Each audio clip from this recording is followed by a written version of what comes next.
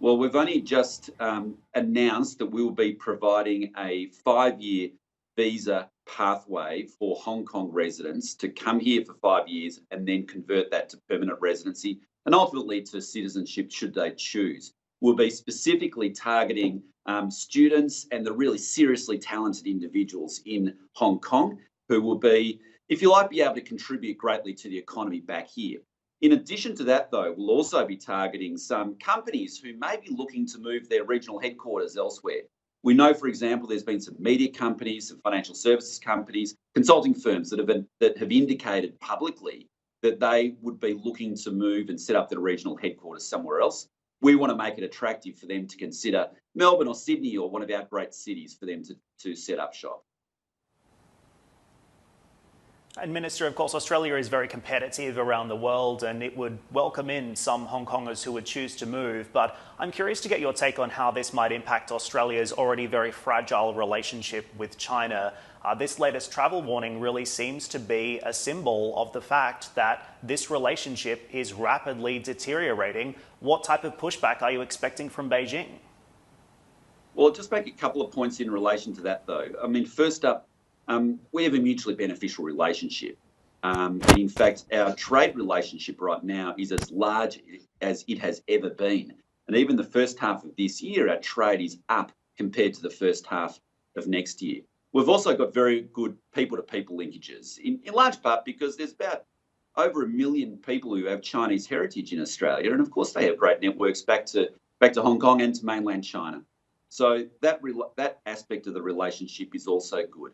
Of course, we have differences from time to time, Dan, on other aspects of the relationship, and that's inevitable given that we're a liberal democracy and they're not. They're a communist regime, but we work through those sensibly. We disagree with their travel advisory. It's wrong. It's factually incorrect. Australia is one of the safest places in the world, and we always welcome people to our shores. What about on the security aspect, though? Just recently, we've seen Britain moving to essentially ban Huawei from the country, as Australia has already done. Now the United States also actively considering a ban on some Chinese social media companies like TikTok, for example. What's your take on this? Is TikTok and WeChat and other Chinese social media apps a threat to Australia's national security? Listen, we'll always protect our sovereignty and our national security and make decisions along the way to that end. We made a decision some time ago that to not allow Huawei to build our national broadband network, and I know that other countries have also made similar decisions. We haven't made decisions in relation to those apps that you're referring to, but across the board, we're always making sure that our national security is strong, that we're protecting ourselves from foreign interference, and that we'll continue to act in our interests and according to our liberal democratic values. How does Australia make it attractive for businesses already in Hong Kong to move to Australia when, for instance, the corporate tax rate in Australia is higher when you compare it to many Asian countries and indeed places like Hong Kong? That's a good question, and through a few mechanisms. One will be through the visa pathways themselves, because in essence, we're saying that if a company does move their regional headquarters out to, say, Sydney or Melbourne, then we will ensure that all of their critical staff can come out, have a visa and a pathway to permanent residency and citizenship. So that's important. We'll also, of course, look at the financial aspects that you refer to, and in some respects, offer boutique financial arrangements to individual companies who may be considering looking elsewhere. But finally, I'd say that, you know, Australia has, I think, the greatest and most enviable lifestyle in the world. I mean, everybody's aware of our beautiful beaches, our clean environment, the freedom which we enjoy, the sunny climate. And so if you want a great lifestyle, there is no better place in the world, I would put to you, than one of our great cities, or indeed in our regions. We are speaking to two Australians, so you don't have to sell that point too hard right now. I wanted to follow up, though, on the coronavirus. Of course, in the state of Victoria, where you are right now, we are seeing this second wave spike. Do you believe that Australia reopened too soon?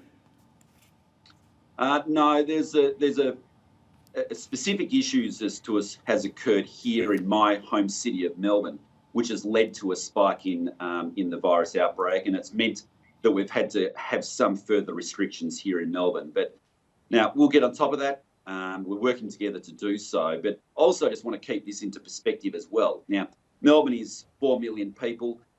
We've got about 1,800 active cases. Sydney itself is a population of 5 million people. There's only about 20 or 30 active cases there. So in the scheme of things, Australia is still one of the safest places in the world from a COVID perspective.